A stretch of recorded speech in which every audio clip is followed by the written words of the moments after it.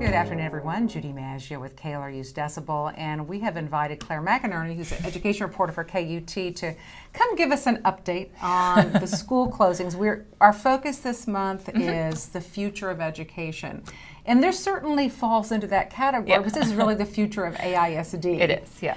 So first of all, tell us about how they made these decisions. I know 12 schools are slated for closure. Yeah, so it's coming because we're having, AISD is having an enrollment crisis. Not as many students are here as there used to be. And so they were saying it is way too expensive to keep all these buildings open. Sure. So let's make this whole plan where we will close schools and we will also put more money into like programming and teaching and things that help students rather than just keeping a building open. So enrollment was one factor, but if you look at the list, some of the schools that are being proposed for closure are fine with enrollment. It's maybe the area they're in, there's under enrollment. So they really did kind of not just look at this school's under enrolled, okay, let's close it. Let's look at this whole area and where can we combine and what. So enrollment was one issue, the age of a building. So maybe a really well-enrolled school is just really old and is going to cost a lot to fix the AC and the windows and the roof and all this stuff. So let's combine with a school in better shape. They also looked at programs. So I know one thing kind of under the surface was, every school in AISD can have like little niches. So we have like fine arts elementary and middle or STEM and stuff like that. And so they're like, if a kid starts in an elementary that has a focus or dual language, let's make sure they have that opportunity at middle school, at high school. So it is kind of a bigger web of these like feeder pattern schools lead into also. Like, let's close it and combine so then that whole area has similar opportunities. So there was a lot that went into it, and that's what I'm seeing a lot from parents right now. It took a long time to come up with this list. They kept a couple kind of months. delaying it, So that's something a lot of parents right now are saying is, our school's fine, or our school enrollment's great, or people are dying to get into this program, why would you close our school? And it was so many factors like playing off of each other as well. So I know that you've interviewed a lot of parents and teachers. What are they saying? Is there a theme other than please don't close our school? I mean, nobody likes change. No. It's very, very difficult. But I know also that there are financial and building needs that necessitate these decisions. Everyone has questions and concerns about different things. So some of the more popular ones are these closures wouldn't happen next summer. They would be rolled out over 4 years. Okay. And so some people are saying, you've just put the kiss of death on our school. People are going to start transferring. Teachers are going to start looking for new jobs. Oh, right. And if in 4 years when this closes, what is the school going to look like? Why would I stay there? And so a lot of people have questions about the transition in that way. There's specifics, people being like, what are you going to do with the building? That's a big question. And AISD has said they don't just want to sell it off to developers, supposedly. Because these are not just schools, they're also centers for the community. Exactly. And they're in like great locations. And so they're saying they're really open to looking at affordable housing for families, affordable housing for teachers, turning it into some sort of community center or like a daycare or something. They're not just trying to make a buck and sell it to developers who can build, apartments and condos. So that's another big concern. Some people are concerned about like the actual consolidation. So this school and this school are now going to become one. How does that look? This school's known for fine arts. This other school's known for this. How do we combine the programs and the opportunities? So they complement each other. Yeah. So I think that kind of adjustment too, that growing pain, will be even more difficult than just getting used to like my school is closed. I think 3 years down the road, like how do we blend communities is going to be a difficult task for everybody. And there are petitions that are already going on at several of the schools because Austin loves petitions. And like one of the schools, Pease Elementary, is right downtown, and it's like this really old historic building. It now has a historic as a historic designation.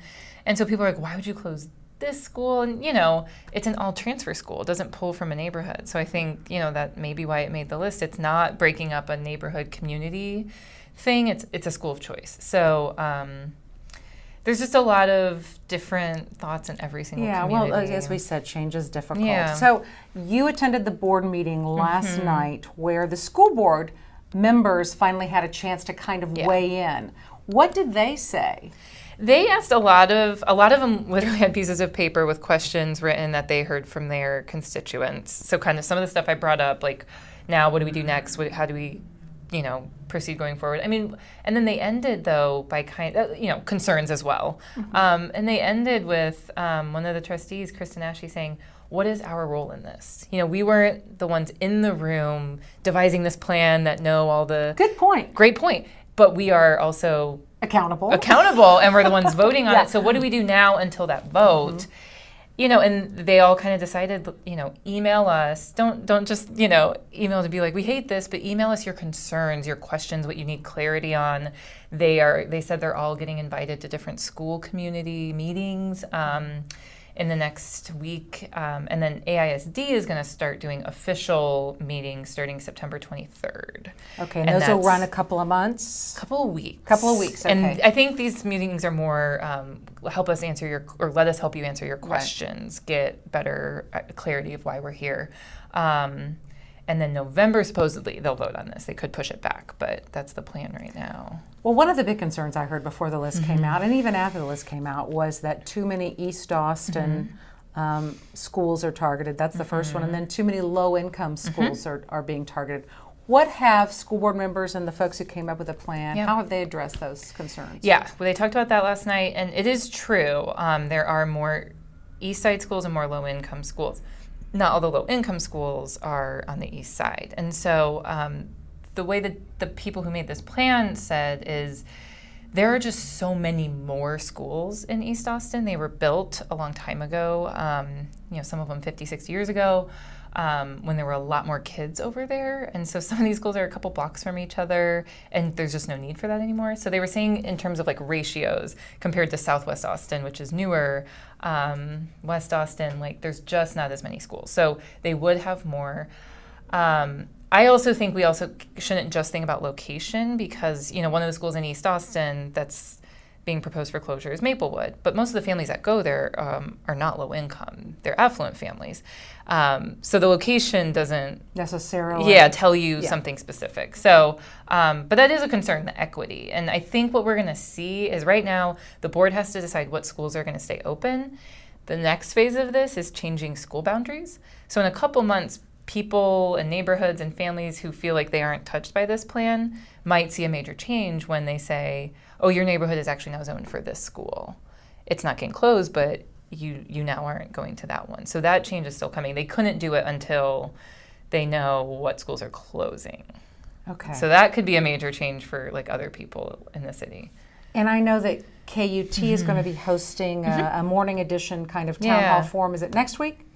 Yes, next Wednesday. It's not a town hall. Not a town hall. People are not invited. Yeah. We will be bringing in people with different perspectives to talk about this. Exactly. Please don't come to KUT next Wednesday morning. We are hosting some people from the district, current school board members, and former school board members to kind of talk about like how we got here, what we need to do going forward, give some good answer perspective. some questions. I'm gathering questions right now from parents. So if you have some, send them to me. So just hopefully to clarify. All right, parents. Now, if you do have questions, you can email me. Claire McInerny, KUT. She will pose some of those questions possibly to the panel members next week. Yeah, so I think just because we have this gap in between the AISD meetings, we want to help answer questions. Yeah, people, they're starving for information. Yes, they are. They are. Well, we thank you for getting your information to us today about these school closures, and we'll probably be tapping you again to come give us an update as this closure and consolidation plan progresses. Thanks so much. Thank you. And thank you for giving us a few minutes of your afternoon. Enjoy the rest of your day.